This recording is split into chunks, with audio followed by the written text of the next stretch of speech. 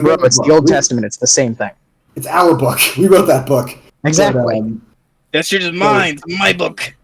So the whole thing was that going in the sense of that there was a time, well, to this day it's still a thing that the true name of God is never spoken. So instead they give epithets or symbolic letters as a means of denoting someone who is denoting God or someone who is anointed by God.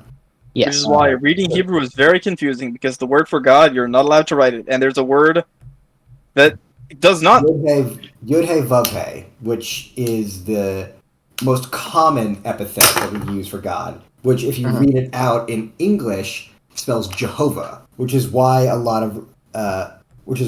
later years in translations people are like, oh, that's God's name, Jehovah. Not exactly, it was just a filler. Right. But it is the name that refers to the name we cannot say. Exactly. Well, that's actually not where I was going. I was going to say, which is why it's so confusing whenever you take someone to a temple and try and teach them Hebrew, because the word for Adonai is not spelled in Hebrew Adonai. It's spelled entirely different. It's just a different word, and you say Adonai. Adonai also just means that even though they treat that as the name of God, that's still not the name of God either. It's just the But the confusing bit is in prayers, it's written as a different word. I forget what the exact. Yod-He Vav-He, Yahavah, or Yahweh, Jehovah. That's where it comes from. But the point I was making was that the initial name Avram was, the birth name that we suspect. So the fact is that in Judaic teachings, when he became God's chosen, he said, put my name into yours, which in that case, and again, because God's name can't be written out, is sometimes just denoted as the Hebrew letter He, which is the H. It's a silent letter, but it also can be the H sound. So it went from Avram to Avraham. And the understanding about that is that the addition of that letter essentially was a denotion of people that he spoke to. He's like, I was chosen by the one God, therefore I'm no longer Avram. I am Swappy. That's the script. Avraham. So This is my thing. This is the thing that pisses me off, because this word is not. This is if you sound this out, it is not Avraham. It is. Or it's not God. No, so that's the word. That's the word for God. If you sound it out, it's Yehovah or Yahweh. Yeah, which Jehovah, but you pronounce it Adonai. In the prayers, you say it Adonai, but it is not read Adonai, and it's the most confusing thing. Yeah, and technically, you're not supposed to be saying that, but fuck it, Adonai. I commit heresy on a daily basis, Adonai. No, dude, so do I. Bro, I'm gonna step in. I'm gonna step in as the Christian. You are in fact allowed to say that because we have been justified by Christ, and therefore there is no longer a divide between us and God. Therefore, saying the name of God is no longer directly heresy. Huh. The intent with which you say it can make it heresy. Those might be your rules, buddy. I think we're playing two different games here. I'm fully aware. But what my ultimate point is, interestingly, we know the name of Jesus Christ because it was Emmanuel. That was the name he was commanded to be given. But everyone just calls him Jesus, even in the original texts. If you directly translate them, he's just called Jesus because they effectively applied the same rules to him that they applied to everyone else. The only reason we pronounce it Jesus is because that's the phonetic pronunciation of the Greek version of his name. Because the New Testament was mostly written in Greek and Latin. Well, there's a bit of an unpopular opinion in Christian theological standpoints, but from my understanding historically, the practice of taking on new names did not originate with monotheistic tradition. It was something that actually came from the Hellenistic, even pre-Hellenistic Greeks, which is the idea is that those just the idea of becoming a new person via a name given to you by like the community almost. Correct. And that is reflected in Hellenistic worship. Right. Because I'm such a nerd for this. Okay. There are two different versions of Athena, okay? Oh, just two? Yes. That's why Athena is such a good example, because she's one of the most clear-cut goddesses, okay? There is Pallas Athena, which is glorified Athena, or it's glorified, but it's the kind of glory you would win by winning a war, not you are so much higher than us, it is you are glorified because you won kind of thing. Like, that is her war aspect. And then there is, I cannot remember the Greek pronunciation, so I'm just going to call her virtuous Athena, which is the aspect you would worship her in if you wanted wisdom. Sorry? Parthenos? Is that Athena Parthenos? Yes, correct. Yeah. So, Pallas Athena, or Athena Parthenos, but not Pallas Athena Parthenos. There are two distinct versions of her, which you would go to for different things. And it's considered... Like, they're considered the same goddess, right? But... Let's to keep track of in monotheism. Correct. Maybe that's why... I think that's why I caught on. Also, well, it caught on because it took advantage of the most popular, widely spoken language of the largest empire in human history to that point. If I may, for 1 second, just cut in, because I just want to finish this little rant. I just looked up the Hebrew alphabet. This would be pronounced roughly Yehiva. But it's pronounced Adonai, and in every prayer, and they expect you to learn that when you're like 8. And not be confused by that. That word just breaks the rules. No, that one... Swampy, you are the only person who's angry about that. I'm sorry. Correct. I think everyone was angry, but as we got older, we kind of got over it. I'm not over that shit. Okay, I'm too autistic about languages to be upset by that. Yeah. Look up the French word for bird sometime and tell me you're upset about Adonai. I will. I have very limited experience with language. I will be upset about the one thing that I know. Well, but what I do think is interesting is that, like, you see it all the time. You saw it all the time in the Old Testament of people's names just being changed. The implication is that these were done by God, but from a more like historical theology, it was probably more had to do with that they had gained title, either by land or status or conquest. So famously, Yaakov, his initial name meant ankle because when he was born with his twin Esav, he grabbed the ankle because they were racing to be the firstborn. So that's what Yaakov means, ankle, like ankle grabber. And then ankle biter. Then he got into a WWE SmackDown with an angel, and they're like, you know what? Your name's Yisroel now. It means God. It really means like God wrestler.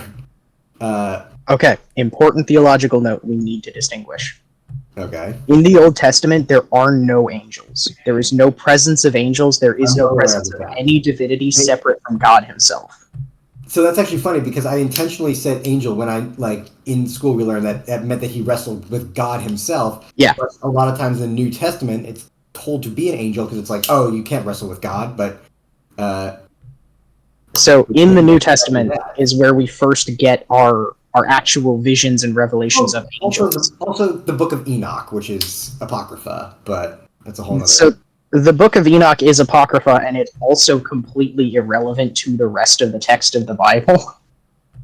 That's true. It's widely considered to be basically fan fiction of fan fiction of fan fiction. Right. Written by just written by Hellenists mostly. Yeah, okay, so I need to rant. I need to rant about this because I have so many deeply frustrating conversations about the Book of Enoch. Okay. The Book of Enoch, we have no sources for it that are less than 500 years older than the original texts of the New Testament. I have had so many conversations in my life where people act like the existence of the Book of Enoch decanonizes the entire New Testament, and they refuse to accept the fact that it is historically apocryphal because it does not align with the rest of the text. Because they're taking the argument that, well, if you can decanonize this book, then none of them have any meaning.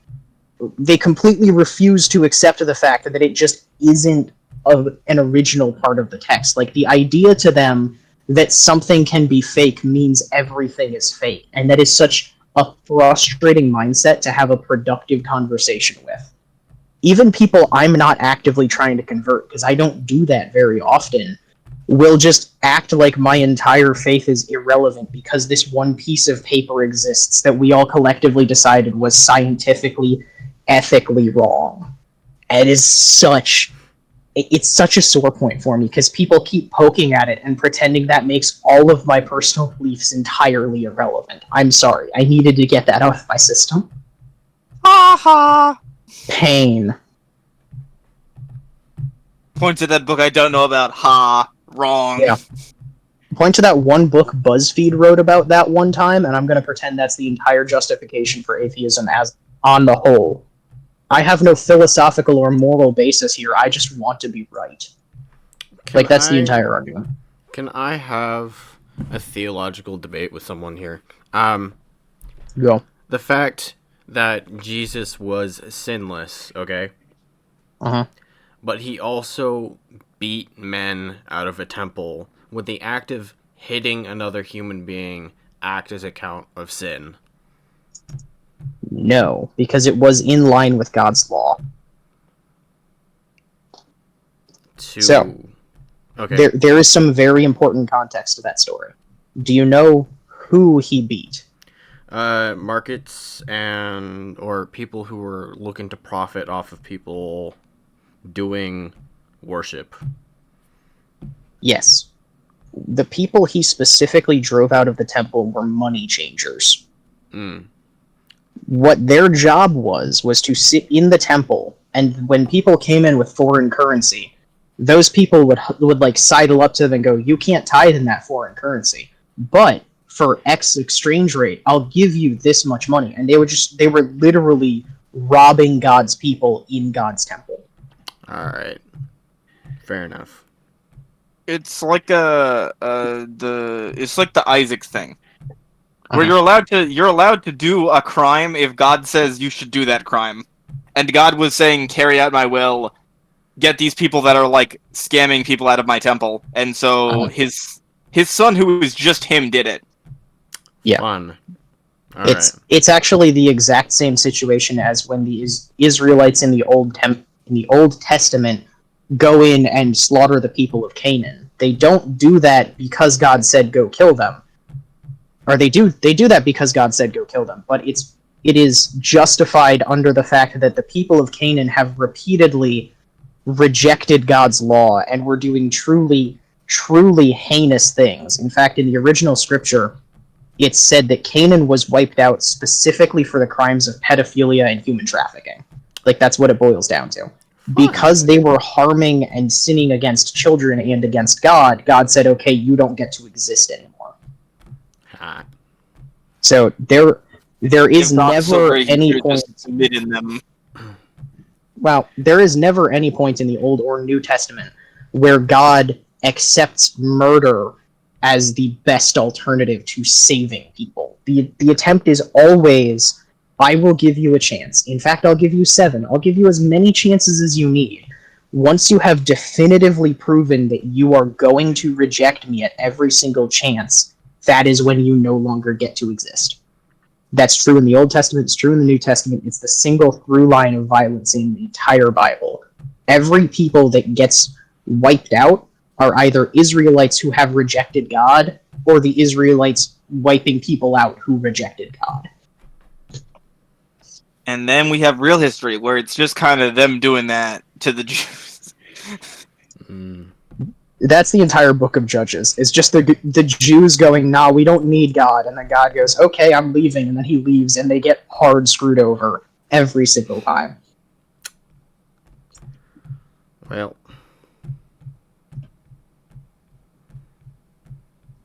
Did that answer your question in a helpful way? Yeah. I guess that was my, main...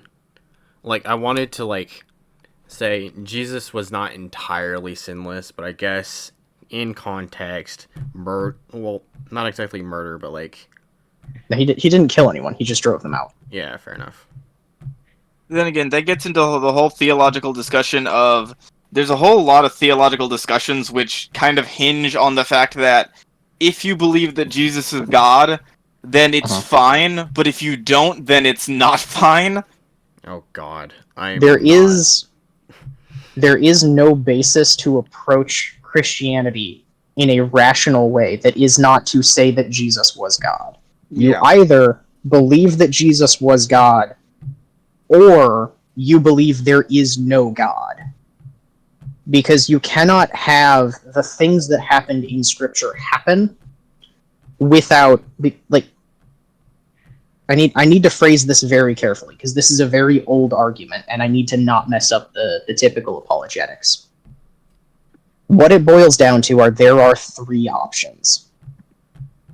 Either Jesus was God, in which case everything is true, or Jesus was a madman. However, that explanation requires everyone else in the entire New Testament to also have been completely insane. Otherwise, it would not have happened the way that it happened. Or Jesus was in fact a demon or some other force of evil that was simply pretending to be God. That also falls apart, because you cannot have an evil force like that without having an actual divine opposition, right? Like, that evil can only exist in opposition to a force of good. And there is no logical purpose for that to happen. I don't remember the full argument. But those are your three options. Either he was real and he was God. He was human, but he was a madman. Or he was a demon. And the only one that logically holds up is he was God. Therefore, the only opposition that holds up is he did not exist. So the question becomes, did he exist or not? Not, was he God?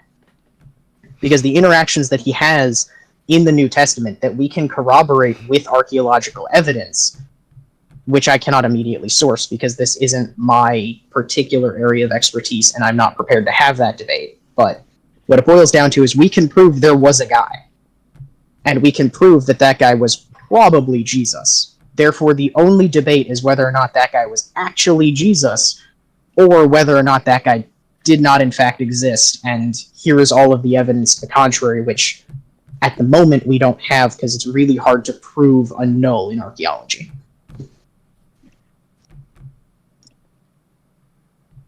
Fun debates I'm all of the around. personal opinion that he was just pretty chill.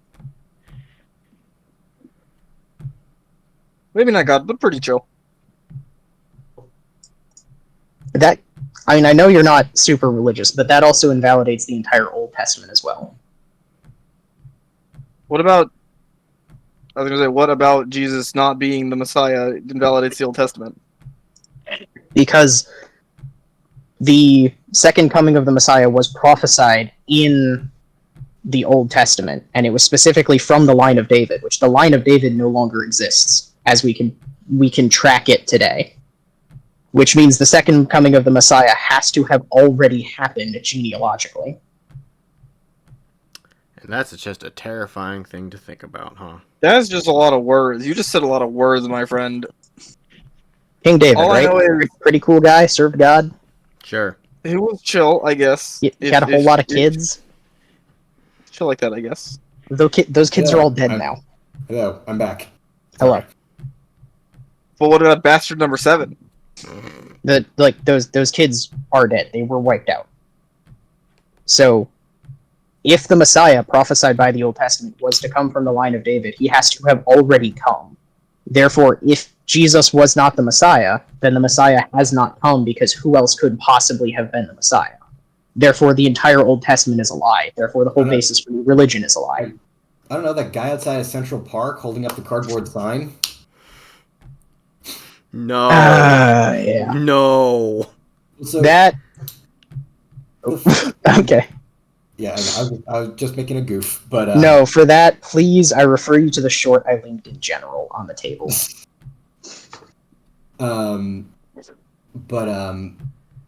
So it's interesting is that so the original Old Testament like interpretation of what the Messiah was actually something very specific, which kind of became reinterpreted, at least in Jewish teachings, because there's the Talmudic understanding of the Messiah and the Old Testament biblical understanding of the Messiah. The Old Testament, like real OG, was simply a great warrior king who would come and defeat the Amalekites, the enemies of the Jewish people. And so that was like the baseline working understanding of what the Mashiach or Messiah was. Now with that, there was more to it based on the language that was used in the Old Testament. I'm not going to get into it because I don't remember it, because I'm not one of those like ultimate Bible quoting savants, but yeah, that's fair. I am not either. I did not come prepared with the links. I just have to work from memory here. So, and this is also me working off of memory as well. So yeah, maybe we also do some fact checking after this. We can all just accept that none of us is an expert, and we can have a very civil debate about it. Exactly. Or a conversation. It doesn't even need to be a debate. Exactly. This is a conversation. Right. But I'm not here to convert you. Yeah. That's not my job. It takes a lot of work to convert a Jew, right, Swampy? We are... Bro, I believe in nihilism. I'm just kind of here. We are known for I think you got some funny conversations, Magic Man. But about books that were written by everyone and that were written both by God and by a dude, but a guy inspired by God, but some other stuff. I don't know, man. These are just books. Transcription, bro. But Yup. Well, what I was saying was that the Talmudic understanding is that a big part of what the Talmud is, people, like a lot of non-Jews seem to usually misconstrue what it was. The Talmud is just really commentary and like a long-winded interpretation through various generations on what the Torah meant, and is trying to essentially clear up all the vagaries, and that manifests by drafting like laws and understandings of the Talmud. Yes. Now, like, so the understanding that so even within the Talmud, it's not agreed upon as to what the Mashiach is, or the Messiah. So they say, okay, so the Amalekites were like an ultra specific like tribe throughout the Mediterranean and the Levant. They were some like proto Assyrian tribe, the Amalekites. They don't exist anymore. So right. I'm familiar with the name. I'm not familiar with their historical context. So like, and when that came around, like during the time of the Talmud, they're like, oh, there's no Amalekites anymore. Like, I guess the Messiah came, but they're like, no, the Messiah never came. Nothing ever happened. Like, so the reinterpreting of it was that the Amalekites, or the way they refer to it as Amalek in the Old Testament, which hinted at the fact that Amalek was instead a title, again, going with title rather than actual name. Yes. A title that was denoted to mean enemy of the Jewish people. That a great warrior king will come and wipe out, lineage of David will come and wipe out the enemies of the Jewish people, and all shall return to Israel, and all those who, and those all Jews will like all return or whatever. And so, and then that was like, okay, so what does all that mean? Like, if he hasn't come, so okay, so enemy of the Jewish people, like added, like the whole lot of those during the time of the Talmud, contemporary and modern. It just, it is. It is what it is. Look at our history. Yeah, look at our history. But and so a lot of that had become an argument of, okay, so the enemy, so we'll wipe out the enemy of the Jewish people, warrior king.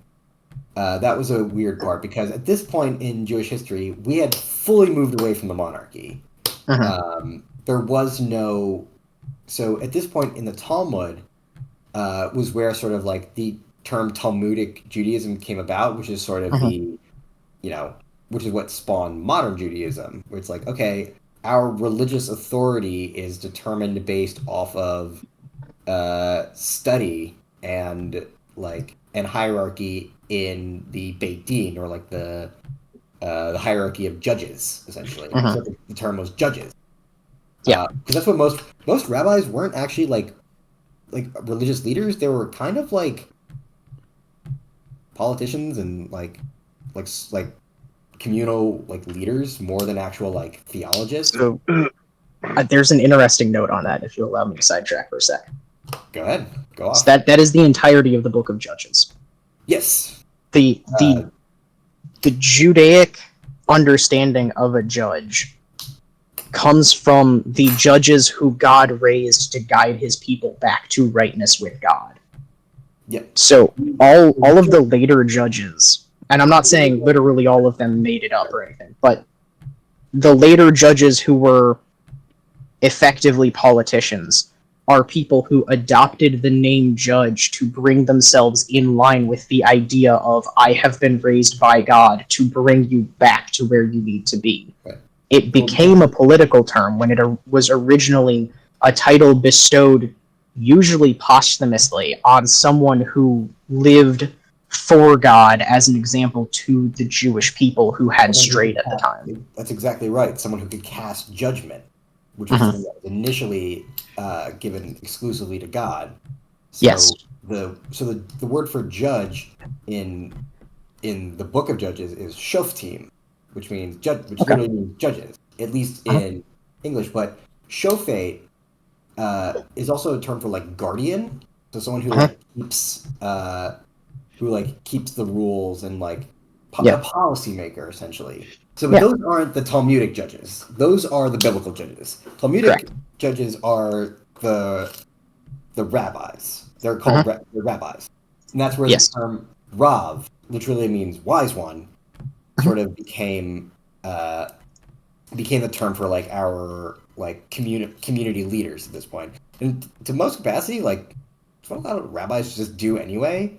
The day-to-day of a rabbi is not to just like think on scripture. It's mostly to run a community. My cousin's a rabbi. He basically like he's basically a mayor in his own right with the way he functions. That's how Jewish society has functioned for thousands of years, because it works. Exactly.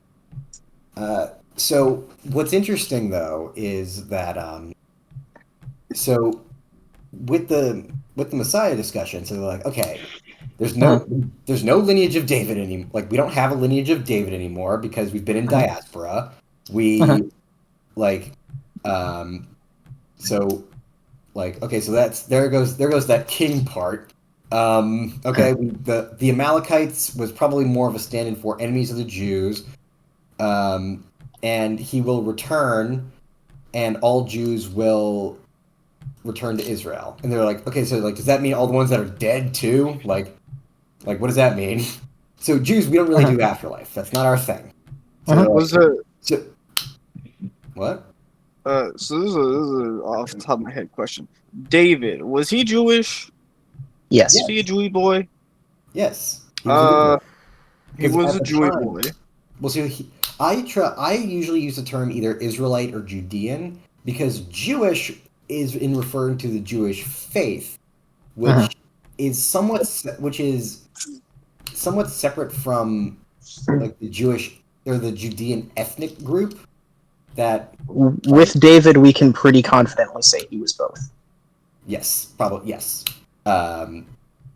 So he most likely was both, and this was at a time when those things were like where the idea of like ethnicity, nationality, religion, those all were just one thing. You were one thing. Yep. That's a very modern denotion that has kind of caused trouble with a lot of not just Judaism, but a lot of communities that still do that. Kind of treat all those things as one.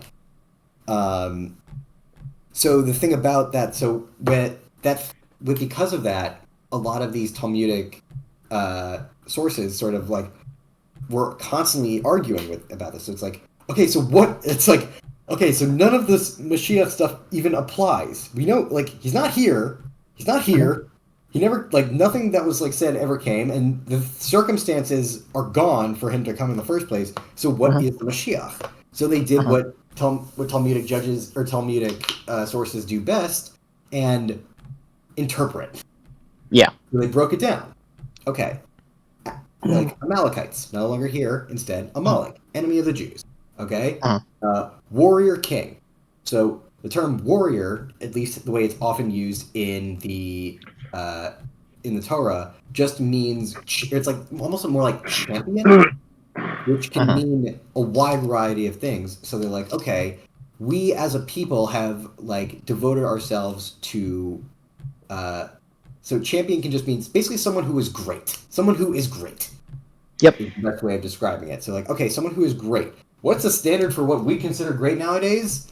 Really smart. Okay, they're gonna be like, okay, so they're going to be a scholar. They're like, okay, descendant of David. We're all descendants of David. We were his subjects. Right. Yeah. So, some important personal context just before the conversation goes too far. Yeah.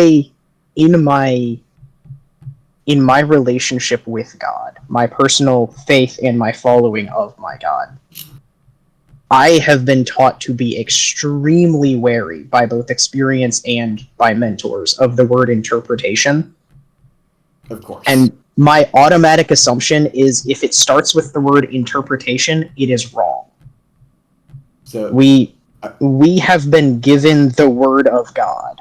There is no interpretation. There is translation, but you cannot take the word of God and go, well, I interpret it to mean this, because it means exactly what he said. So what I'll say is that the term I'm using, interpretation, is in the Jewish context of interpretation, which interpretation in Judaism is treated very different.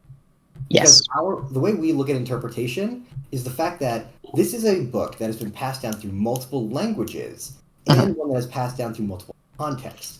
So when we say interpretation, I think a better term for like those not in like Jewish circles, the better term I would say would be translation or evaluation, because what we do is Hebrew has Sorry, that's why I'm telling you this now, is because I don't want to get muddled in the words. I understand that you mean something different, but at the same time, under the umbrella of interpretation, they have done both. You want to know what's so funny about that?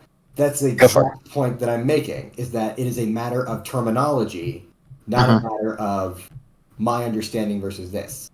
Just like how we just established terms, that's what interpretation is in Judaism. It's establishing terms.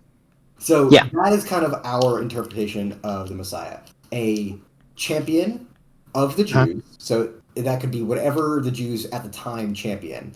So in this case, it's like... the best stock exchanger in the world. Exactly. That's fair. Champion of the Jews. That's what our Messiah is. So where I theologically disagree with that is in my personal experience of we have been given the word of God. Are you familiar with the Genesis prophecy? Yes, I am. Okay. So when God said, I will send someone who will crush your head and you will bite his heel. Sorry, I do want to listen. I am just getting a phone call. Yeah, no, you're fine. All right. I think when that was established from the outset, I don't think that ever changed. Like that was just not something that was ever going to be mutable, is basically the essence of my argument. Not argument, but my understanding. If I may comment. Go for it. Or ask a question. How do we know that the bloodline of David is dead? Like, why do we know that? We don't know for sure that it is dead. We lost track of it after, like, World War II was the last time we had any dim notion of who might have been. So that's not... So the bloodline of David, or the lineage of David isn't dead, it's just no one knows what the fuck it is at this point. Correct. But every before you go down this line, because this is a very dangerous line of thinking, every translation of the Bible and every language of the Bible comes with the very particular stipulation about Jesus that he would come from the line of David, that it would be proven and trackable.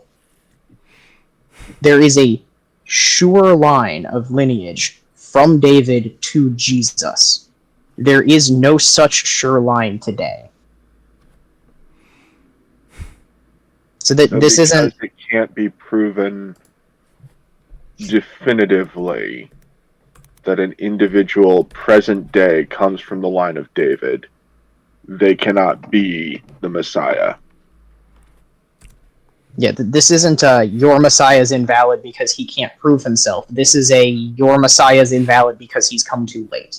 He has come after the point at which this could have been fulfilled, without God literally showing up and saying, "This is my son," which he already did with Jesus, or can no longer do because that would be against the rules of the prophecies we have been given. I would, as a scientist, I would disagree with that, but fair enough. In what way? As a scientist, I would say with the ever-changing technology of scope, that proving that someone was related to some person that has died long ago is not necessarily totally impossible, or at least if it is not possible now, it will not necessarily be impossible forever. I'm not saying that it's impossible, I'm saying that it doesn't fit the prophecy we were given. Because the prophecy includes the line, "You will know my son, because he will..."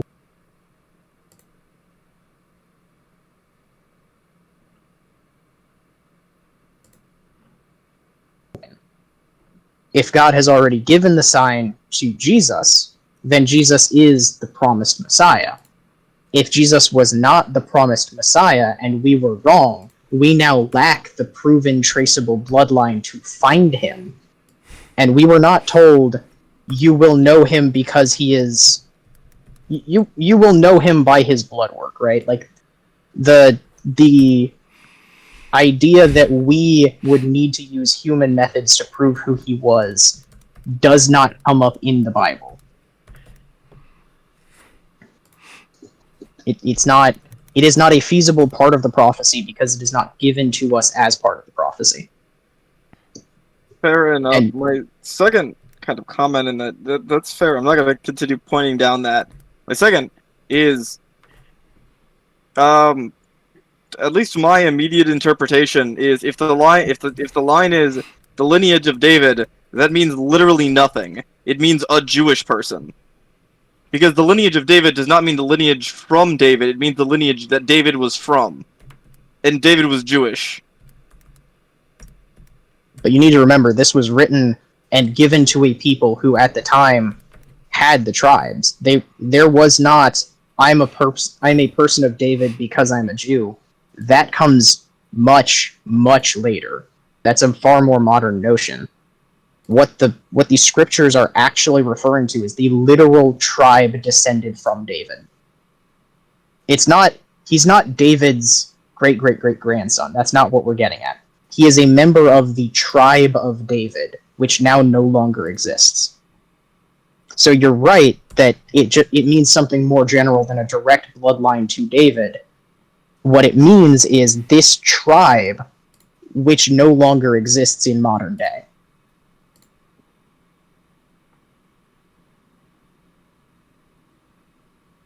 That's a lot of words. That's a lot of funny Yes. words, Magic Man. Yes. It feels like there's a lot of funny words that still don't mean much. And it means what it says on the tin. Fair enough.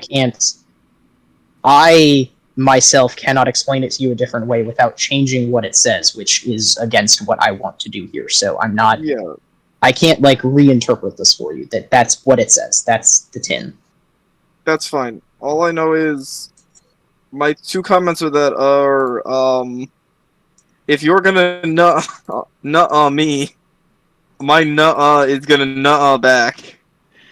And the other comment was smoke bitches get money.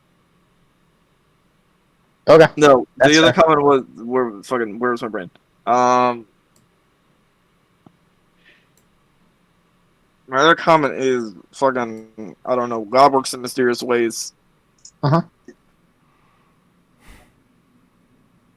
I was gonna say, if the concept is that God is all knowing and all present, we can say whatever the fuck we can say whatever we want about what he said, but like we ain't that guy. Yeah. So everything in its own way is an interpretation of words. You are They are the correct. human interpret. They're the interpretation written down by a person that was inspired by God, if that's the thingy. Which means everything in interpretation, which by the definition of kind of the lines we've been going on, makes everything both totally valid and all of it totally invalid.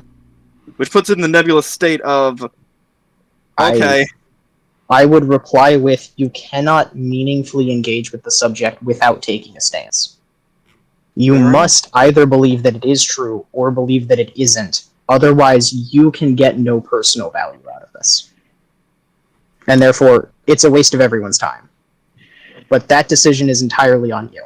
but I cannot impart a meaning to you that you do not implicitly already believe. Fair enough. Like, if you're going to choose to not have nothing helpful for you in having these discussions. I get to talk with my friends. That's helpful. That's fair. I know, and I'm not saying on an emotional level, I'm saying on a practical level, because I have to approach it practically first. Like, Haha, but I don't believe anything matters, so nothing needs to be practical. We vibing. You debate in bad faith and you misunderstand things deliberately. It's a character trait you have. Fair enough. I take very few debates seriously. I know. Because I'm not used to. That's why I say you do it in bad faith. I tried to be in better faith with you in general conversations, but I'll be honest, I can't really get into this one. The theology thing, it's not my bang, baby. I know. It doesn't have to be. I'm not saying it should be. Again, I'm a linguist, not an apologist. I'm not here to convert you if you are not open to conversion. That is not my calling.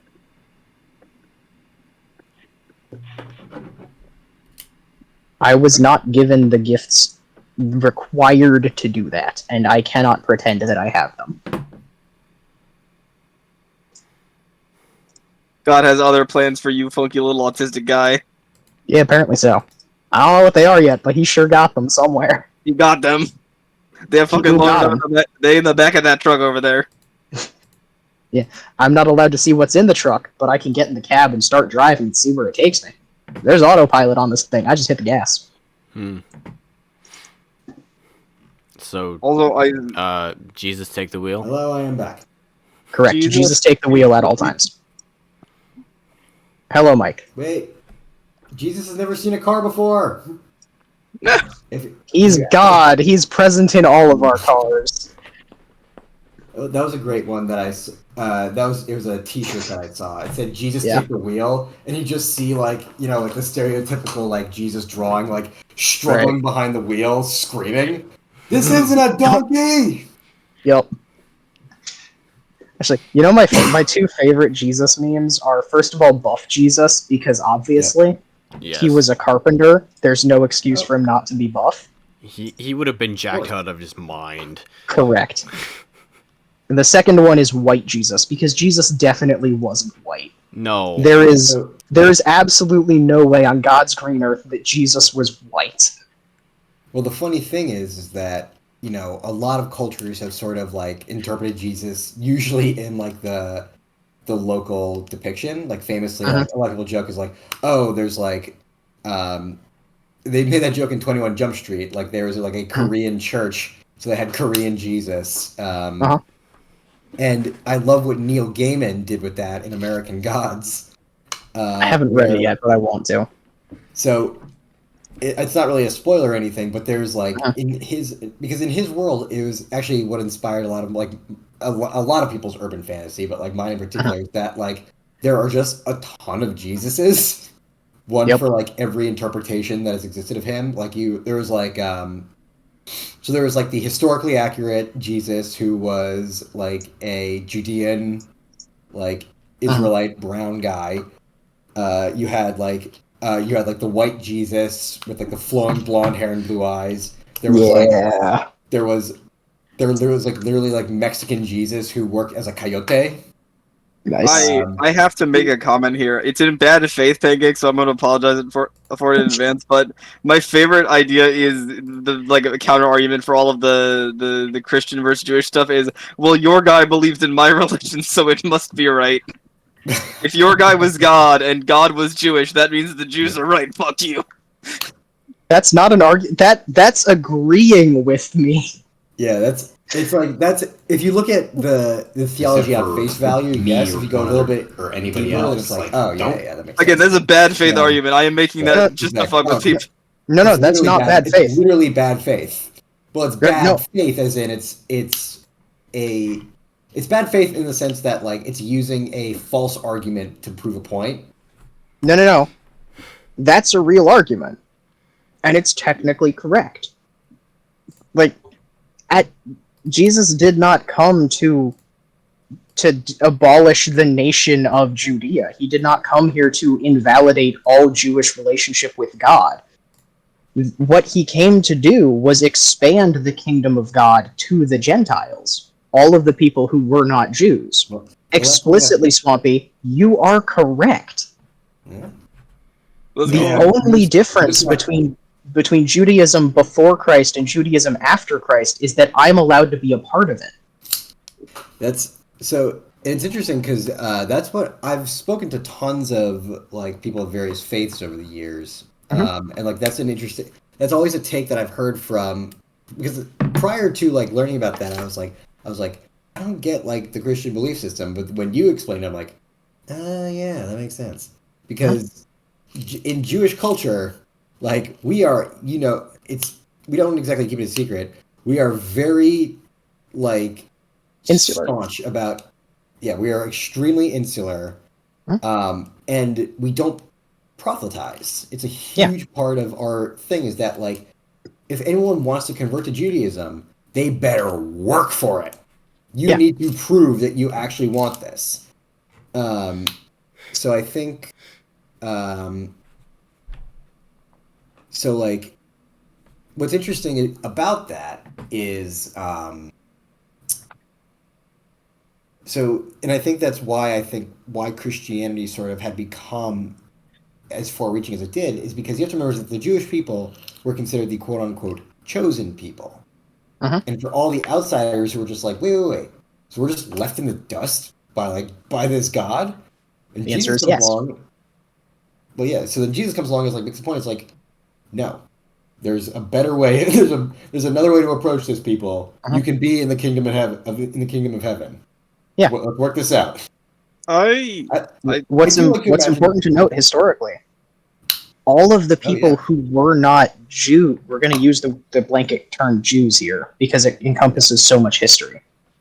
But all of the nations that were left out of the kingdom who were not Jews at the time were the nations who had explicitly denied our God. So it wasn't God choosing the Jews because he liked them better than everyone else. He chose them because they chose him. And then that was the pact that they were under for thousands of years until Jesus happened. They are still under that pact. They are still God's favored people. Jesus didn't come to abolish the Jewish nation. He came to allow others to join. Right. Because if it was originally a covenant, because it was originally a covenant between God and Jacob. Abraham. Or was it Abraham or was it Jacob? Abraham. It was Abraham. Yeah. Oh yeah, it makes sense. The original forefather. Yeah, that makes sense. Yeah. I want to touch on one thing before I forget. I apologize. Yeah. But you mentioned the Jewish proving, which is that if you want to be a modern day Jew, and this is modern in the biblical context of less than 10,000 years, right? Yeah. If you want to be a Jew, you have to prove it. But that's the thing. If I want to become a Jew, if I want to convert, I have to prove it to other people. I have to in my worldly essence, I have to go before those people who will judge me, and I have to prove to them in earthly terms that I want to join. Jesus allows me the right, through his mercy and love, because he is part of God, to not have to prove it to other people. All I have to do is ask God, and then I am allowed in. The proving happens afterward, when my faith changes me in an outward way. And you see, that's what I think is so interesting about the two very different approaches, because the reason why, so that's like, I do find that really interesting just as like a concept. It's not something that I personally believe in. I do understand the concept of self-actualization, which is a lot of what Christian belief sort of teaches. But but the reason why so I'm not a practicing Jew by any means, but it's still part of my faith. Because I think what's interesting is that a big part of converting to Judaism is more than just converting to a faith. Remember what I said about how Judaism is this, it predates this divide between ethnicity, culture, and all that. Because when you convert to Judaism, you're not just signing up for the religious part. You can have all of our beliefs. Like no rabbi can stop you from having those beliefs. Converting to Judaism, it's about becoming a part of the tribe, the people. Community is a huge part of it. Like, what you mentioned about like Jews being extremely community driven. The religious aspect is in reality a very small portion of the actual conversion process. It's about learning our history. It's about learning our culture, learning our laws. You are not just signing up for a belief system. You are signing up for our culture, our traditions, you're basically being like brought into a tribe. So I think that's why why their divide is so different. Because the whole thing is that in all honesty, Judaism is extremely focused on the study and philosophy and argumentativeness of religion rather than just faith. Yeah. Obviously, theologians of all religions and creeds have been arguing and like. It's what they do best. It's what they do best. But in Jewish practice, that is our religion. That's what it's all about. Yeah, and I'm just gonna stop for 1 second. Point out we started it. The Jews and the Gentiles, we are the ones who started that as the basis for modern religion. Oh yeah, because we've been doing this for thousands of years. Yay, Abrahamic faith! And killing each other. A lot of killing each other. Let's go! I don't claim that part because I don't think it was justified. Oh no, nobody does. But anyway. But I think what is very interesting about all of this is that it's funny because when people like compare Christianity and Judaism, it's two wildly different approaches to the faith. Because that's the thing, is that from my understanding, the faith and the belief and the covenant, the individual covenant with God is a key tenet of Christianity. With Judaism, it's almost like well, yeah, that's a given, but we focus on what it means to be a Jew as part of the people. That's why people always say the Jewish people, not the Jew. Like when you talk to like Jews, usually it's like people say like, oh, the Jewish people or the Jewish culture or the Jewish community, because we just put so much emphasis on the tribal communal aspect more than the individual faith, because in the wise words of a very wise man, my rabbi cousin, I'm here to help you with Jewish life, but your qualms with God are between you and him. A rabbi, a religious leader. If I may, he's also my cousin. He's allowed to be a dick. He's allowed to be sassy in my face. He No, would but not he's be the right. third. No, he is right. Like, That's a so part of our faith, yeah, our and culture. I need to phrase this carefully. But the way that Christianity differs from Judaism is not in what we believe necessarily, because we both believe in the same God. We follow the same doctrine. The difference between the Christians and the Jews, the Gentiles and the Jews, is it's one of perspective. It's not one of actual purpose.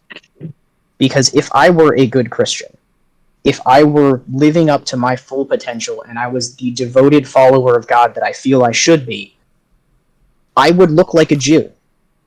I in my life would resemble the proper biblical Jew, because I am not exempt from the laws they follow. I am allowed to choose to follow those laws as part of my relationship with God. But it's not the fold being opened and all the laws being removed.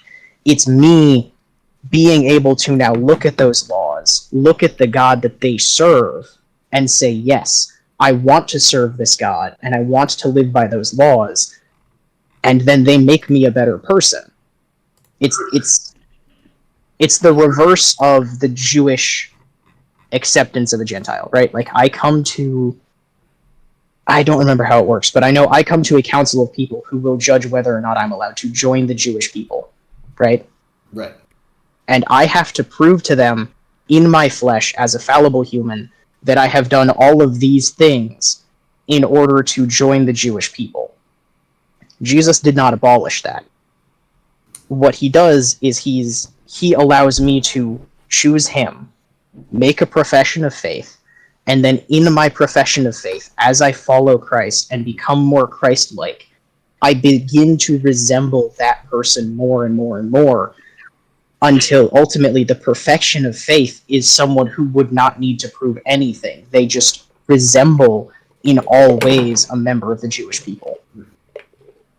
So, and that's what I do find so interesting, is just the very wildly different approaches to how we view faith in. Honestly, the best way I can kind of describe this relationship that Jews have with God is actually through a joke. Okay. Bear with me on this. Uh-huh. Rabbi comes home. He's exhausted. He's had a long day. A lot of people have. So, he, led a lot of services. A lot of people came to ask for advice through the Talmud, because that's a big part of what rabbis do, is when a lot of people have sort of questions on Jewish practice or with whatnot, they usually go to the rabbi and they'll go to the Talmud. So the rabbi sits down. His wife sees that he's exhausted. She goes, "Honey, what's wrong?" It's just, I'm so tired of being a rabbi. It's such hard work, but I love it. But it's so busy all the time. And then the Rebbetzin, his wife, goes, "Well, how do you think? Do you think that this is God trying to tell you something about your life and your profession?" He turns to his wife and he goes, "Honey, I'm a rabbi.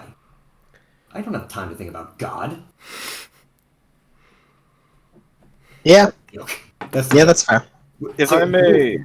It's a very cynical expression, but what that essentially denotes is that in Judaism we treat the work of Jewish practice and Jewish faith as the actual belief system. A big part of what we do is that we live according to Jewish law and teachings. Law and teachings are a big part of our doctrine, and the individual faith aspect is something that we don't really dwell on. So in Christian faith, you guys have this very this extremely fascinating and beautiful, also very beautiful sort of approach to faith, which is having this covenant between you and God and nobody else. So in Judaism, we still have that. The difference, though, is that the way we see it is that at the end of the day, your relationship with God is your own damn business. As the great Jewish sage Jerry Seinfeld once said. Yep. We've all got opinions on God. So may I match you with a scripture? Go off, King. I don't have chapter and verse, but in the New Testament scripture, Jesus is quoted as saying, "Faith without works is dead," through Paul, right? Paul, as his inspired writer, is writing to the churches at this point. The quote is, "Faith without works is dead." That's not charitable works. That's not going out and doing miracles. The works they are referring to are Jewish works, Jewish law. If you do not resemble the person of Christ, that disproves your own faith in Christ. We are expected still to live up to biblical law. Oh, absolutely. So, and I think that's what you see a lot with like sort of the dichotomy now with like a lot of the modern Christian movement versus a lot of sort of like, because I am the sect of Christianity that I'm most familiar with is Jesuit Catholicism. Okay. Because my ex-girlfriend was a Jesuit. All right. And that's so I don't know what denomination you belong to, if any, because some people just don't have a denomination. I am Missionary Alliance, but there you go. Okay. But from my understanding is that like there are some sects of Christianity that believe that through pure faith is how you achieve your like connection with God. There's others that say no, it involves godly acts, as you said. Faith without action is bullshit or whatever. I don't know that the exact. It's faith without works is dead. Faith without works is dead. I'm sorry, I did not mean to. No, you're fine, dude. You're fine. No sacrilege intended. I don't expect you to have my scriptures memorized. I don't have yours memorized. It's the same scriptures, bro. Well, books. You guys got the DLC? We did. We got the Jesus DLC. No, what was it? Way back, a great quote was, I was talking with a Protestant and Catholic, and I was in the mix, and they were, like, I was kind of just like passively listening, and they were like, they were talking about, reading the Bible in Latin versus translated, and they were like, well, in that case, Protestants watch the subs, and Protestants watch the dubs, and Catholics watch the subs. And then I just chimed in, Jews read the manga. Correct. This is absolutely correct. Yes. I have one last point, I promise. Yeah, of course. But with the faith without works is dead, in specific regard to the Christian movements of pure faith, right? Right. This is not a personal rabbit I have ever been chasing. It's just something that struck me right now. Those people are technically correct. Because it isn't the works that save you. The works are proof of your already having been saved. There's nothing the humans can do to make themselves right with God, right? That's the whole point of every scripture that exists. We can do nothing. We must give it to God, because He is in control. So, they're correct in that pure faith is where you begin. But if you never move past that stage, if you never begin to mature in your faith and become a person like Christ, then your faith is proven dead by that fact. So what's interesting is that from... Oh yeah, go ahead. If I may quote something here, because I have very few quotes, but this is one of them. I forget exactly when it's from, but so this source, I made it up. Just trust me, bro. It's a quote Came to me in a dream. It's in the book of David. It's something along the lines of, God damn it! What was my fucking the threw me out. I was gonna say it was like a quote. It was around the time of Martin Luther. It was one of his like people. I don't exactly what, but it was a man that can say for certain whether or not he is going to heaven or hell is a man who is, or I was gonna say, is a man who does not understand faith or something along those lines. That is true. If you can with definitively say where you're going, then you are being stupid. You are committing a heresy because the only person that can say that is God, and you are not God. Yeah. To assume that you have the knowledge to make that decision to say that here as a mortal on this plane is it's either being really silly or it's a little bit of heresy. Yeah. So, Swampy, do you remember my male argument? Not off the top of my head, no. Okay. Here's how it goes. I sit on the street, or we are sitting on a bench on the street, and we are watching a man deliver small white rectangles into people's front doors. And I tell you, that man is delivering mail. The scientific question is to ask me why I believe he's delivering mail when I haven't seen what's inside them. I tell you they're letters specifically, and you ask why I think they're letters when I haven't seen inside the envelope. And I tell you, because when he delivers to me, mine contained letters.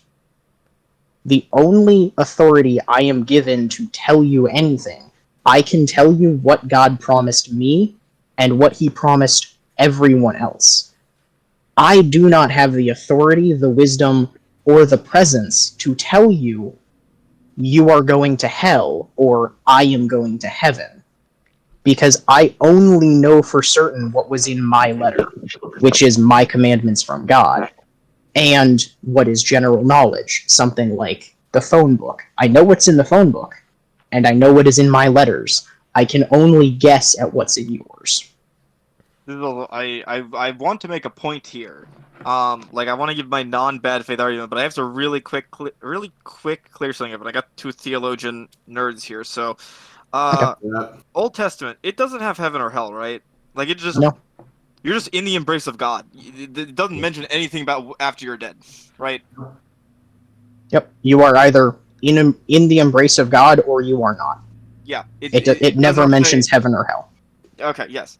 My actual non-bad faith thoughts on religion are, I think it's neat. I am glad you guys can enjoy it.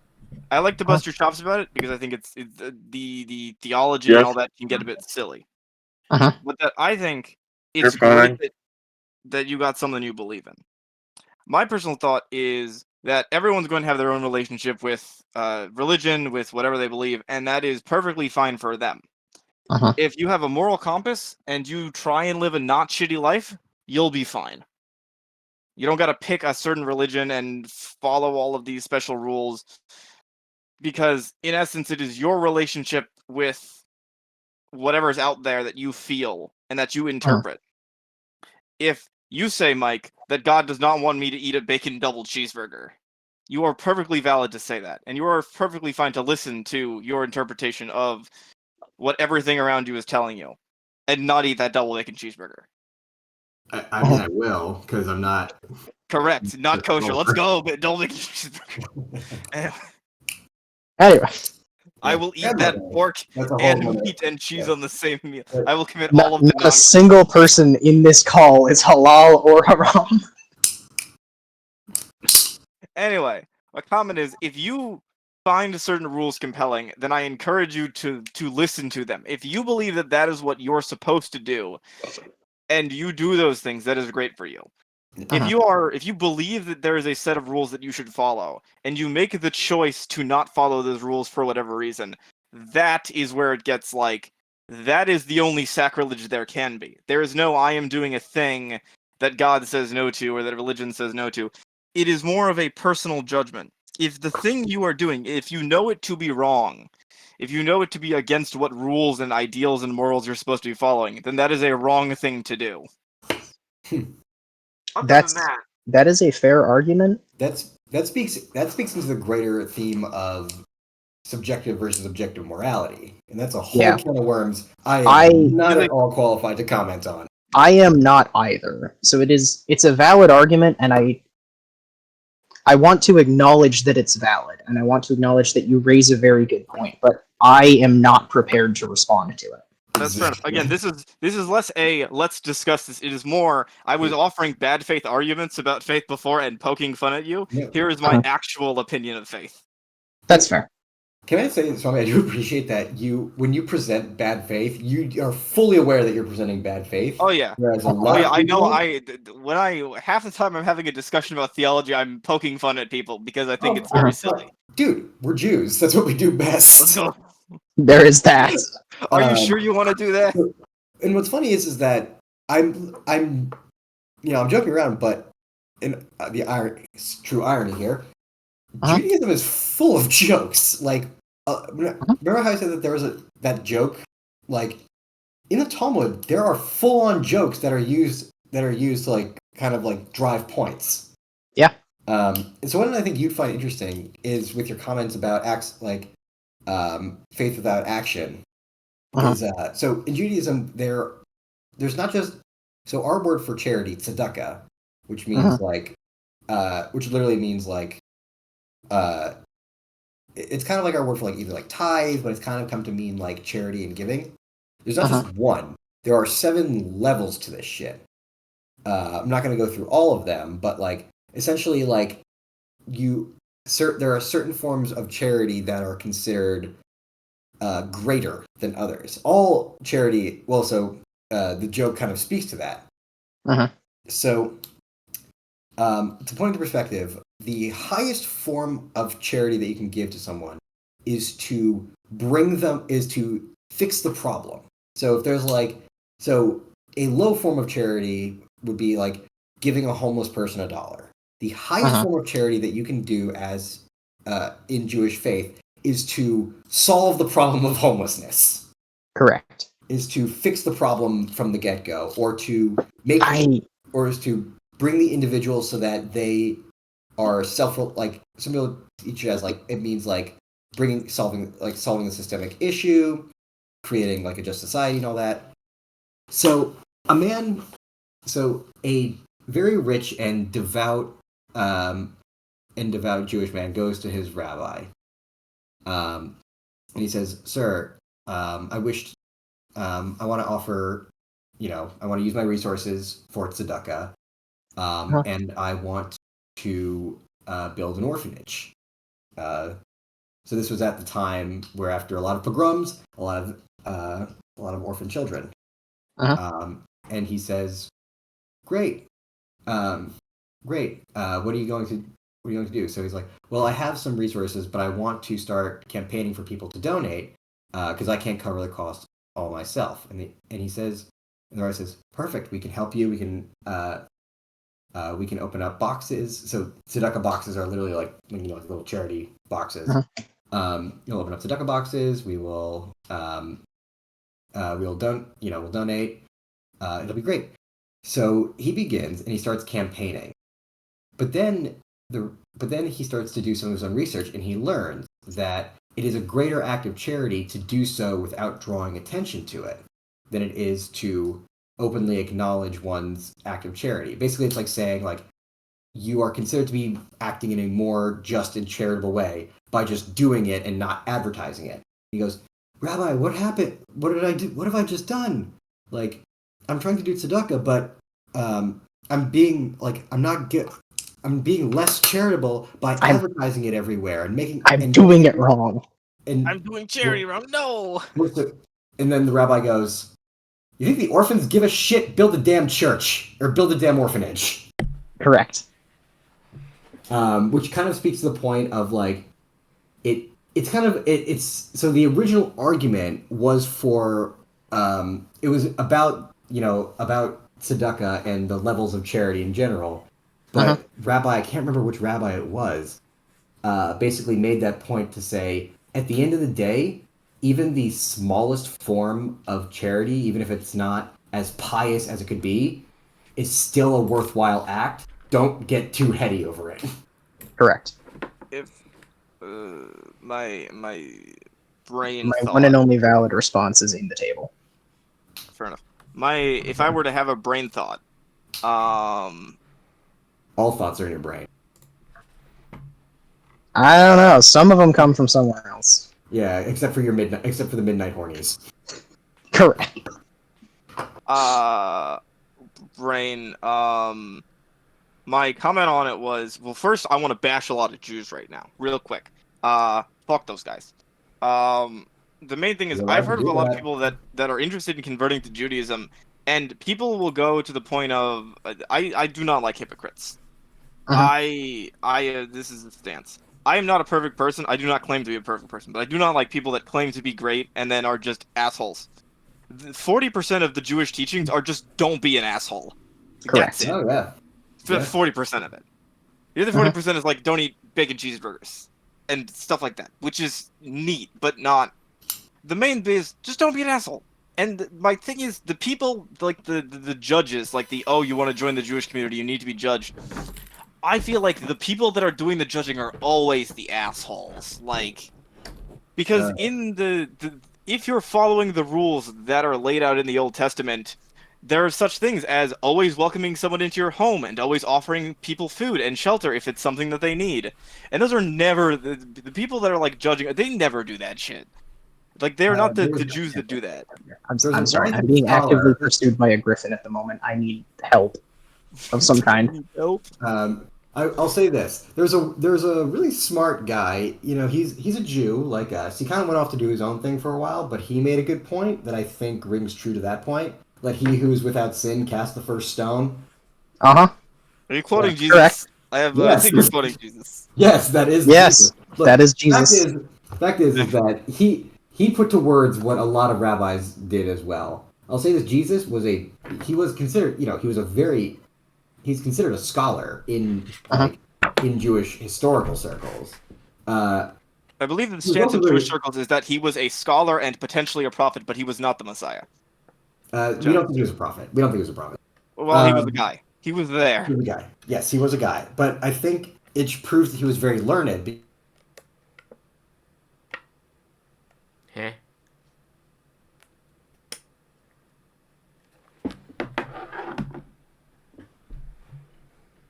That's what a lot of Jews did at the time. Like, because the Talmud is the codification of a lot of centuries upon centuries of Jewish arguments. Some dating back to like pre-Christ and all that.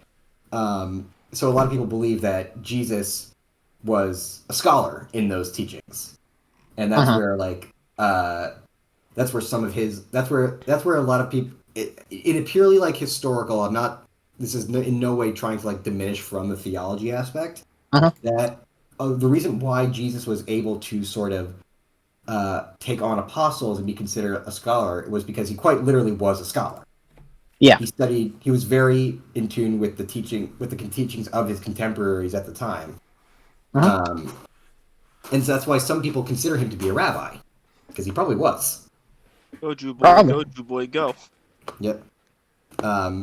So I think like a lot of people say like, oh, like the New Testament, like it adds a bunch of stuff, or like it expands upon the original Jewish faith.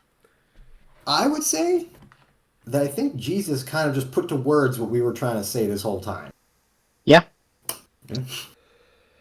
And what I do find funny about your point to the hypocrite statement is that is just something that is burdened faiths, tribes, religions, politics for as long as possible, and we can't seem to get rid of it.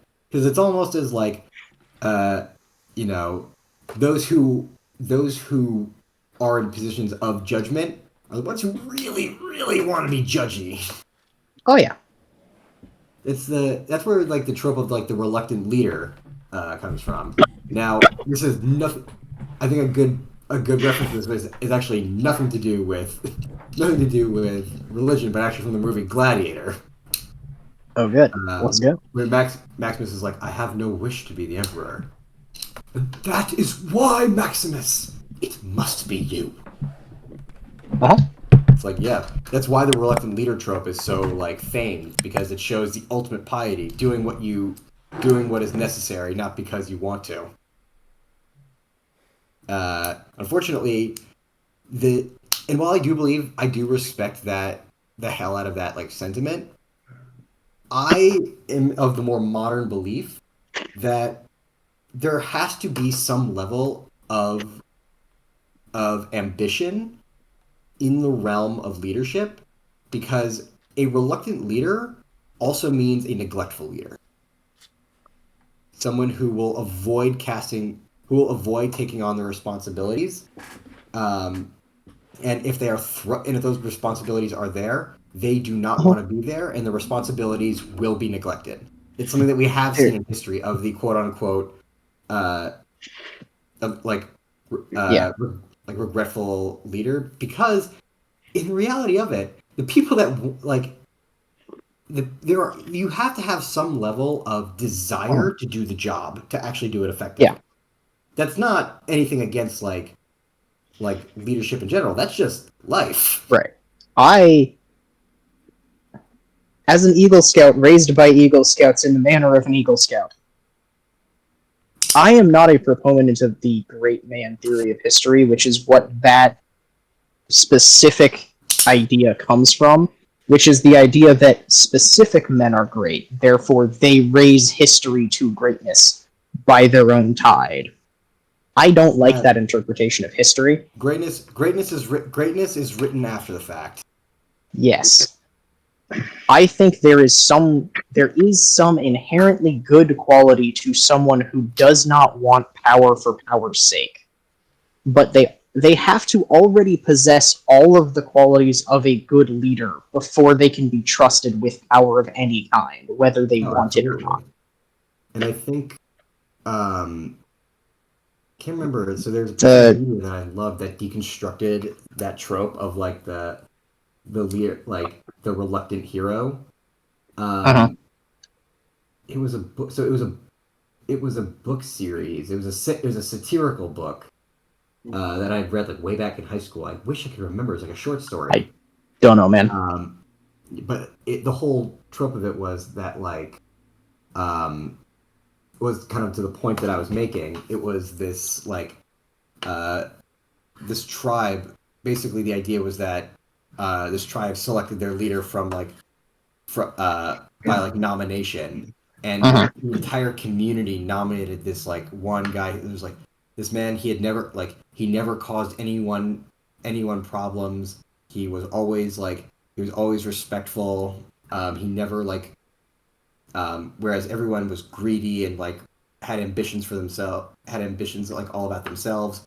He truly only cared about everyone else, and like he was nominated to be like the leader of the tribe, and he goes, "My first act is to resign," and it ends there because it makes the point. Clearly, if he wanted to be a leader and if he had the ambition to be a leader, he would have actually pursued it. You need ambition. Right. You need ambition to a certain capacity, and you know who developed an entire religion around that concept of selfless ambition is hard to achieve, but it can be done. One Siddhartha Gautama. You're right, honestly. The Buddha. Yeah. Because, the original, obviously, there's a lot of sects of Buddhism, but a core part of it was that he had become a prince. Everything he ever wanted felt unfulfilled. Fled, became an ascetic, basically gave off all mortal wants and needs, starved himself, barely ate, didn't speak, just sat and contemplated, and starved himself, like drank his own urine, supposedly. Debate about that. And then after all that meditating, he went, I'm just doing this for myself. Again, I'm just as selfless. I'm being just as selfish as I was before, because I'm not helping anybody. I'm just sitting here like I exist in this world. I can't just sit here. Well, the whole story of it was that like he was extremely gaunt. A woman saw him and offered him a bowl of rice to eat. And he caved. And at first he was like, fuck, I just caved. Like, I gave into my moral desires. And then he realized, hold on, the whole reason I was getting rid of my moral desires in the first place was from a place of superiority where I was trying to do what I wanted, was to achieve enlightenment and become, like, one with the universe. But I was still acting selfishly in doing so. I'm still that obnoxious little prince as before. I'm just going about it the wrong way. So then he was like, what if there was a way to find harmony and to sort of transcend that need for want that didn't involve just selfishly cutting yourself, dying and cutting yourself off. Sorry, I am paying attention. Something very stupid just happened. All good. Are you playing Dragon's Dogma? I am. Yeah, because as soon as you said Griffin, I'm like, I know where you are. Yeah. So, I'm gonna need a rift stone like right now. I'm in very deep trouble, but it is very funny. I apologize. That Dragon's Dogma, man, is just like, I'm in deep shit. Here we go. If we skipped the theology hole for like 1 minute, I wanted to comment because you mentioned young adult fiction. Yeah. There's a story I think you guys would really like called Salvos. It's on it's like I've read Salvos. Salvos? Yeah, I have. Damn. Okay. Apparently you did like it. What are thoughts? What are thoughts, my friend? Very, very YA centric is what I'll say. It gets a bit awkward there at the end, and the first few chapters are a fucking clusterfuck. Yeah, it's really messy. It's really I like what they were going for. Really, really did not stick the dismount, in my opinion. Fair enough. I like several aspects of it. The whole being a demon thing. Like I like the interpretation they get later on of how, while humans are like, that's a demon, that's a very bad thing. Like other people just don't give a shit. Like the kobolds, they're just like fucking okay. It's very similar to I'm referencing Neil Gaiman again. Have you ever read Sandman? No. It's very similar to that. It's like the world's a lot more apathetic than people seem to realize. Good. Question. Yeah. In Pancake's game, how many people does our party usually travel around with? Iriata and Hector, when you all remember that Hector exists. Oops. I remember Iriot exists about 80% of the time. Hector, Yeah, you're getting pretty good at remembering her. Unfortunately, Hector. I'm making sure to include him. Don't worry. Yes, and you're doing very well, and I'm proud of you. There's 4 of us plus the NPCs? My adopted himbo son and my little manic pixie dream girl daughter. There are 5 of us plus the NPCs. Okay. Now, So that makes 8. Right? if literally any of the other people in my party could try, that'd be. I am trying to make a decision on 3rd level spells, and I've got it down to Counterspell, Vampiric Touch, and Leomund's Tiny Hut. Oh no! We're dead. We're dead. We're just actually dead. Damn, it's wild. I hate this. I may actually, in fact, die here. Counterspell is the correct option. It is. I want to die. I know Counterspell, but I'm broken between Leomund's Tiny Hut and Vampiric Touch because Vampiric Touch will help heal me if I can get within 10 feet of people, and Leomund's Tiny Hut is... Here's what I'll say. It's funny. I actually just want to die. Close range. You don't want to get into that close range anyway to the point to use Vampiric Touch, because that would put you in the danger zone. You want to play the distance game. So I'd say... Well, that's a character option. You can play a close wizard. I mean, it's not... Right, but you don't have the HP for that. No. Yeah, kind of. HP is irrelevant. You can choose to... We have a cleric. It'll be fine. May I please attempt to describe to you the cluster that I am trying to survive right now? Sure. I assume multiple monsters being multiple monsters at once. It's night. You have like an eighth of your health left, and 2 of your companions are dead. Or 2 of your pawns are dead. Very close. Okay. That happened So what has happened? earlier today. What has happened is the Griffin attacked me. Okay? Griffin has 5 health bars. I can't mess with that. I'm just level 19 right now. Okay? So I run away. Problem is, it attacked me while I was on a bridge, so it has punted my 2 hired pawns into the river. I no longer have them. I hired 2 more pawns of slightly higher level. Immediately afterward, a Cyclops destroyed the rope bridge I was trying to cross, fell into the ravine. I jumped across him, got an achievement for it. And then while he fell into the ravine, he pulled my 2 new hired pawns into it, immediately downing both of them. I go to rescue them, and a whole bunch of lizards jump out of the water while the Cyclops is walking away. So I'm now fighting lizards while trying to revive my 2 pawns. Then, in the middle of fighting the lizards, the Cyclops comes back, and I am now fighting all of them on a sloped surface, which means if anyone hits me from a higher elevation, I immediately ragdoll and slide all the way down. John Wick stare scene. I'm in pain. How far away are you from like your last save point? I have walked all the way from Vermund to almost the nameless village. See, this is why I've been giving the game a try. I do enjoy a lot of it, but I will say this is the reason that I think fast travel in games is good, because there is so much in this game that I think is just a little bit too inconvenient. This is fair. If they had made travel more convenient, I think it would benefit from it.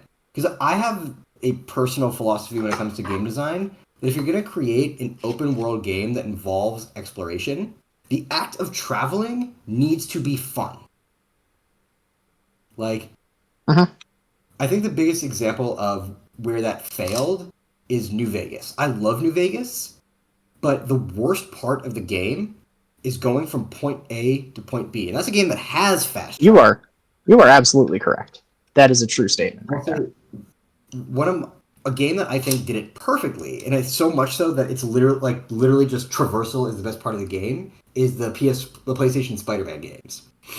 Fair enough. Open world game. The map isn't too big, so that helps. But also, just like swinging. The swinging is so much fun in the game. So going somewhere doesn't seem like a chore.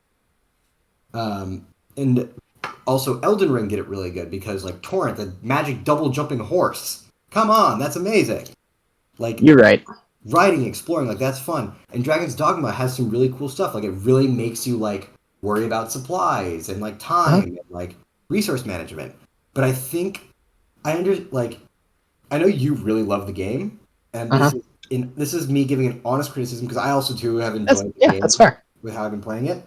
The way I see it, the fact that it's using the lack of fast travel as a selling point is its biggest detriment. Because what I'll say is that I understand the concept, but after a certain point, the game really feels like a chore. Really feels like a chore. And like I have successfully killed everything. Good. Really? Now, I understand where you're coming from, Mike. The difference is everything you've just said is why I like the game. Right. And no, I fully recognize that this is a matter of pure personal preference. But I kind of believe that because I can see, there are tons of games that make the idea of the slow travel being part of the game. I mean, Death Stranding is literally just that. Yeah, it's just walking simulator. Walking simulator. Have you seen this game called Shadow of the Colossus? Yeah, so that game I think is a very interesting one because it's supposed to be very atmospheric and more of a tone piece than an adventure game. Yeah, I've honestly never played it. I don't know. So the thing is about Shadow of the Colossus that is interesting is that because I feel like it's the exception that proves the rule, because it's the lack of events, the lack of the lack of exploration that makes it feel like makes it feel like you're exploring. Because do you know the premise of the game or what it's all about?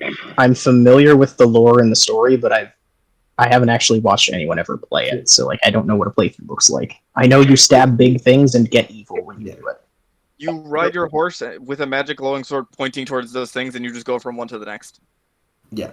So it goes from like crazy quiet barren wasteland to a major epic kaiju fight, and then back to slowly looking around a barren like countryside. There's no side enemies. There's no mobs. There's no mini bosses. It's just Colossus, you and your horse. That's it. And many lizards. And some lizards. So like that, I think the whole point of that is to kind of like show this contrast, but you can only really do that so many times.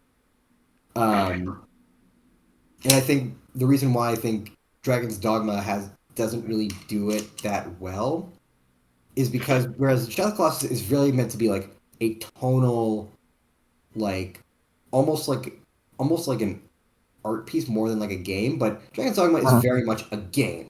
Like it's still active, and I think like the solemn sort of like quiet movement is supposed to be more evocative, whereas in Dragon's Dogma it's just a mechanic. That's the way I see it. But I understand that some people are like, no, you like that magic of Shadow of the Colossus is still present in Dragon's Dogma because it makes you sort of feel like you're exploring. That's fair. So like I can understand both sides of it. I just think that like I don't know. It feels a bit too like it was made like tedious for the sake of tedium. And I think that's kind of where it falls flat for me. That's completely fair. Yeah. I'm coming from the perspective of one of my favorite games of all time is Skyrim, which I used to mod almost religiously. But what I have to specify is that by the time I stopped modding Skyrim, I had almost 300 mods in my load order. 175 of them were purely just dedicated to making the world more interesting to travel through. Exactly. So because like the point in a Bethesda RPG that you reach where you're just like, okay, I just have to walk from point A to point B, and this game has exactly 25 random encounters ever. That point is the bane of my existence. Yeah. So I'm surprised because that's kind of the biggest gripes I have with Dragon's Dogma. Is it's a lot of that. Right. I like having a game it is objectively harder than Skyrim, and it is more interesting to explore than Skyrim, but it still has that same kind of interesting world that I want to learn more about. It makes me feel like an explorer, and I like that. So, and I feel like that's sort of like, the two ends of the spectrum with like open world games. And we kind of sit on that because like you like the feeling of like being an explorer and like sort of like wandering and discovering, which I think is really cool. For me, what I want about an open world game is for every corner to reveal something, to feel as though that there's like there's a secret to like dig up and find. And I think one game that I think did it like probably better than any other game that I can think of in modern memory, Tears of the Kingdom. That's fair. I have not sunk a lot of time into that game yet. Remember what I said about how the act of traversing needs to be fun in that game? With the like sort of like engineering Gary's Mod mechanics in that game, you can have a lot of fun getting around. Yeah. I would counter with, to me, that is the weakest part of Tears of the Kingdom. Really? Yeah. I actually really don't like the building mechanic.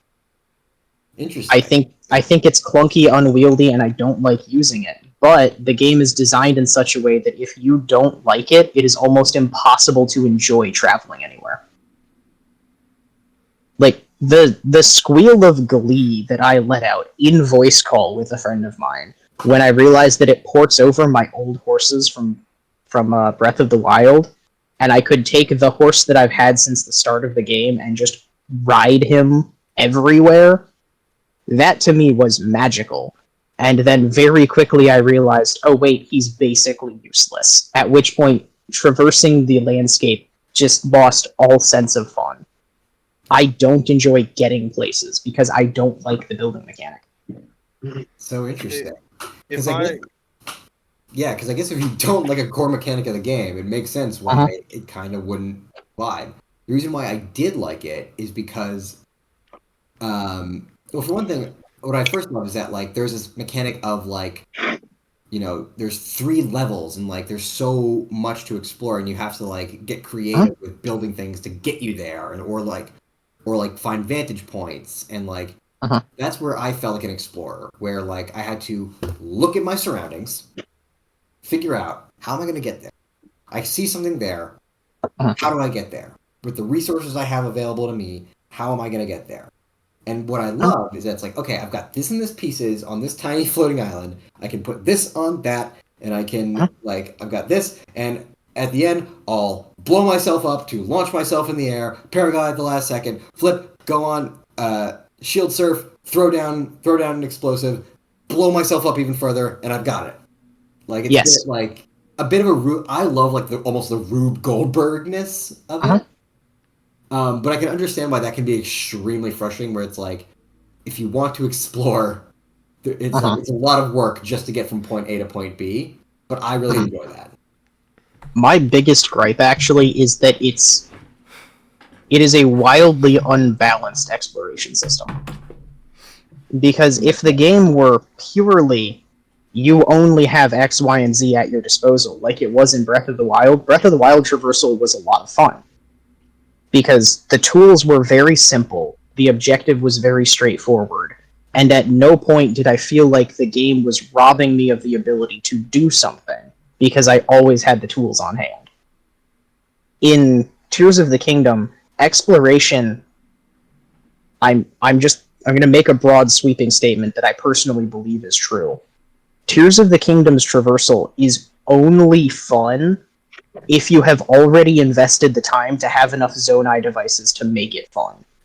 Because if you are trying to act only with what the game will situationally give you, you're going to have a bad time.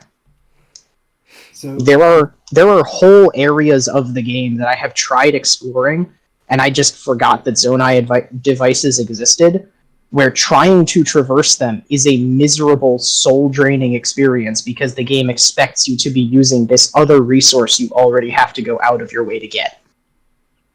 I feel I'm uniquely equipped to kind of help explain my point of view on the whole Tears of the Kingdom versus Breath of the Wild thing, because I spent a few hundred hours doing nothing but exploring the depths, and I didn't use any Zonai devices in my exploration of that whole area, and it was fun getting all the light roots, and I'm glad you enjoyed it. I spent a lot of time trying to brute force my way through to get all of the maps filled. It was a pain in the ass, but I did it. Yeah. But it was fun. I do not mean to interrupt, but I have a small question. I do not mean to get like a big tangent. I'm just trying to organize my thoughts here so I can rebuttal in a minute. Have you guys played Horizon Zero Dawn? No. I have. I've heard great things, and I heard it just kind of came out at an inconvenient time. So no, you have not played, Mike. You have not played Horizon Zero Dawn. Okay. But I would like to. Got it. It's fun. I recommend it. The story is ass. The story is so bad. The story is awful. The story is so bad, it makes the rest of the game worse by association. I'm playing it for the second time now. My honest recommendation: speedrun the beginning story as fast as you can, and then ignore every other story beat for the entirety of the game. Well, Really? Yeah. Because it is, in terms of a world to explore, it is such a fun and alive world with so many things to explore because there are just monsters around every corner. And things and little objectives. It's such a fun world to explore. Just the act of, can I go and fight that thing? Doing it, building up tools, getting to new places. It's so fun.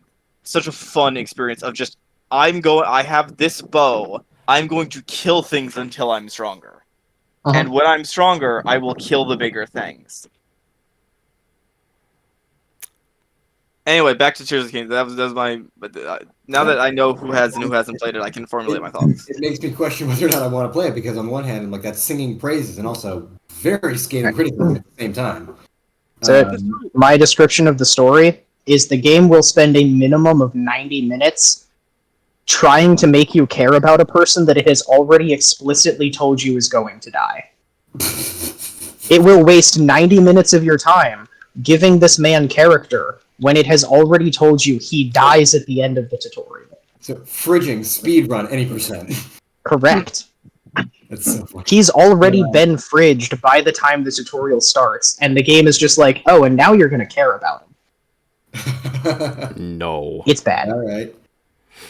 Also, Horizon has. That guy also literally never shuts up. Just him in particular. Gotcha. Yeah, I'm playing Horizon right the goddamn now. Good. My point with Tears of the Kingdom that I find interesting is that the way you described sort of like this tedium of having to like collect like Zonai devices like in order to get places, and like it makes the game like worse if you elect not to use them. What I find interesting is that I didn't see that as necessarily like a preventative measure. I saw it as a sort of non-linear progression system. So I've gone this before. I'm a huge fan of the Souls game, and those really itch my like exploration thing, where it's like every corner has like some little thing hidden. But in the original game, the famous like thing is like from the starting point, you could accidentally wander into like a late game area, get your ass beat, and realize, oh, I should probably go somewhere else first. To get stronger. Or if I get really good and really creative, I can bypass it, and then it gives you a choice. And I think the way Tears of the Kingdom kind of used Zonai devices is it actually created a learning curve.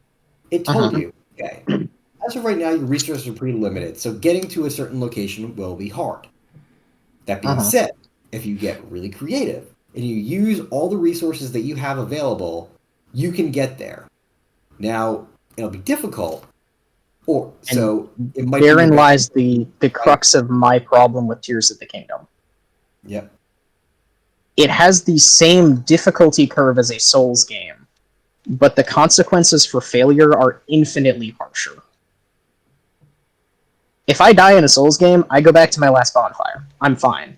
If I die in Tears of the Kingdom because I miscalculated a single bomb or did something equally stupid, I could lose dozens of hours of progress because the game's autosave system isn't generous enough to allow for that learning curve, while also being so obtuse that its own save system is hidden behind a menu.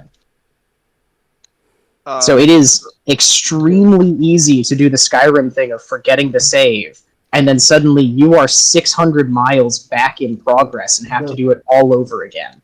Mike, real quick, could you hop on the stream? Yeah, what's up? Come on. I ask you, should I kill this thing? Yeah. Alright, you're gonna watch me kill this thing. Okay. Do I want to know?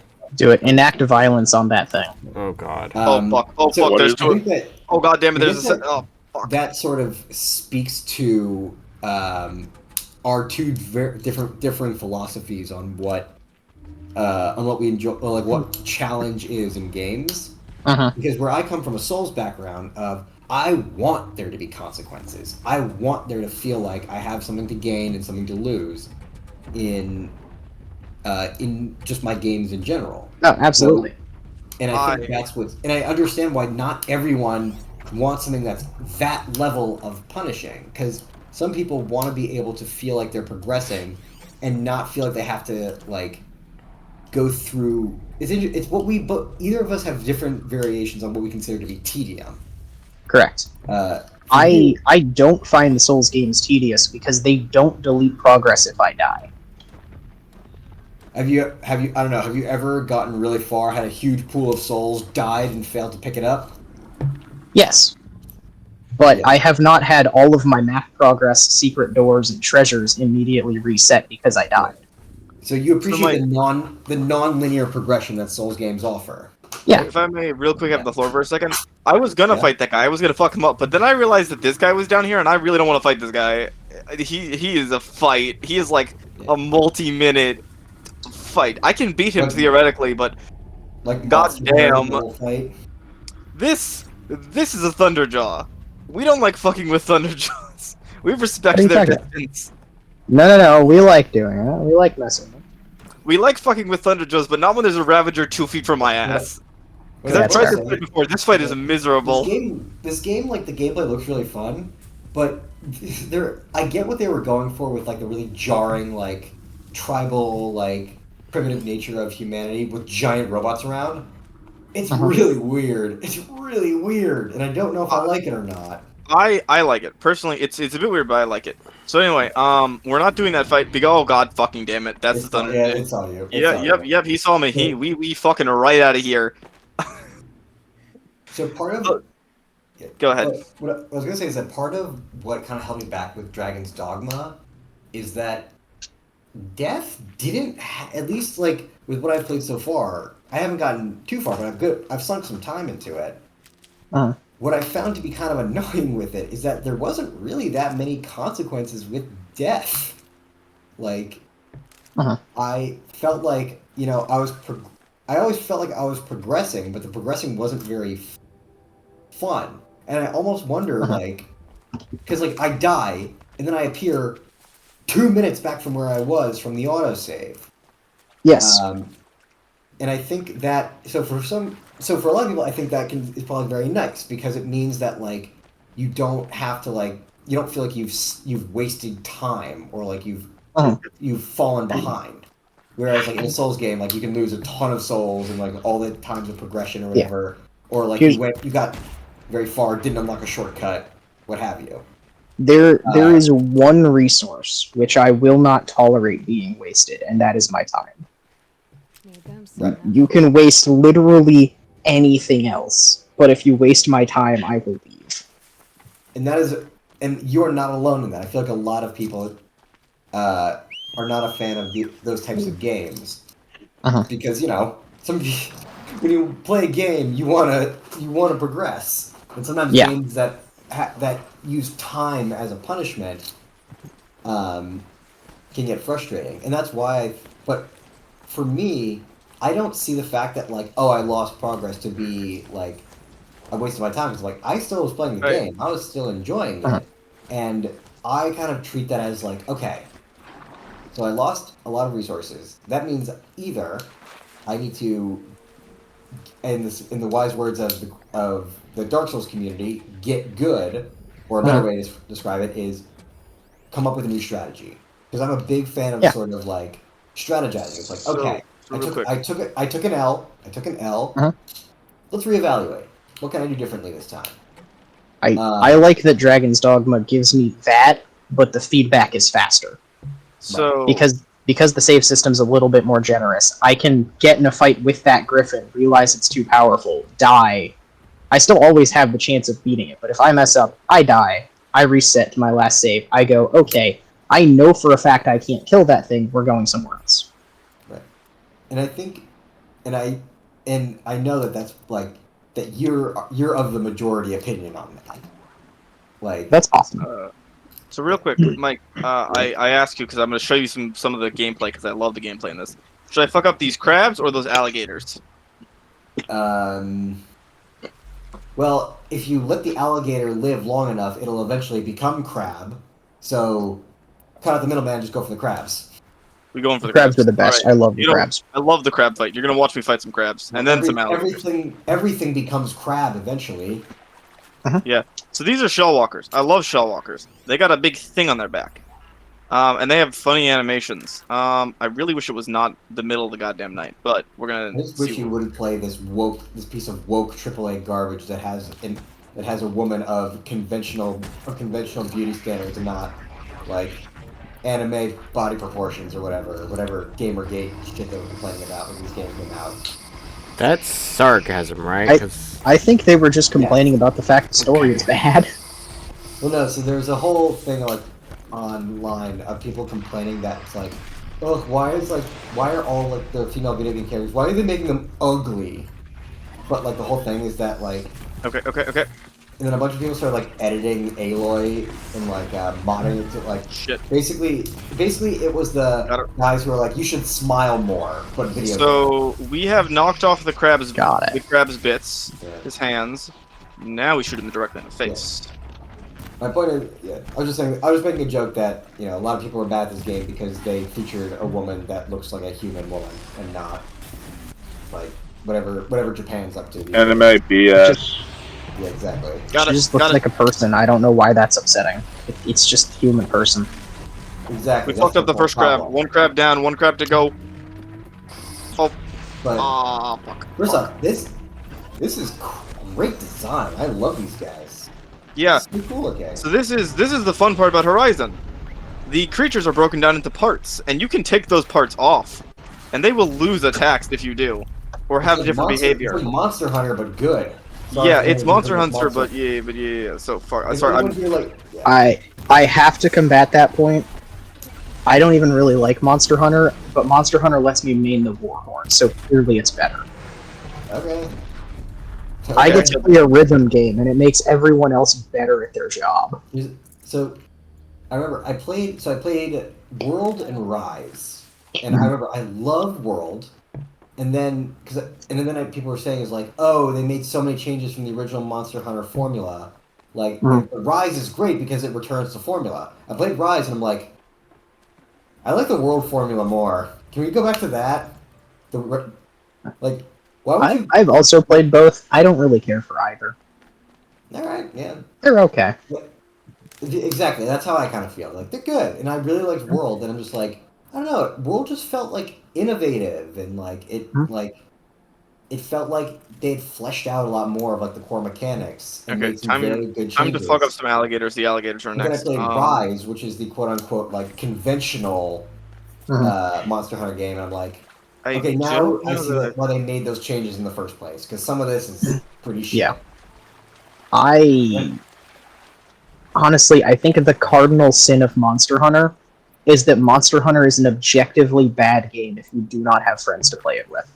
Oh, yeah. It doesn't matter what the formula is. If you don't already have someone playing with you when you start, you're gonna have a bad time, because those games are complete bullcrap when you're trying to match with online players. Some game, and I mean, Helldivers, you can still have a great time with random matchmaking online, but Monster Hunter just didn't do that. Monster Hunter, I've had the most fun I had was when I was playing with other people that I knew, like my friends. That was really fun. But you can't. I'm totally with you. You can't do random matchmaking with it. It's like it's bad. Here's how this works. I just kind of, if I may pancake, if I may interject for a minute. Go for it. Describe this, because I love this game. I love the combat in this game.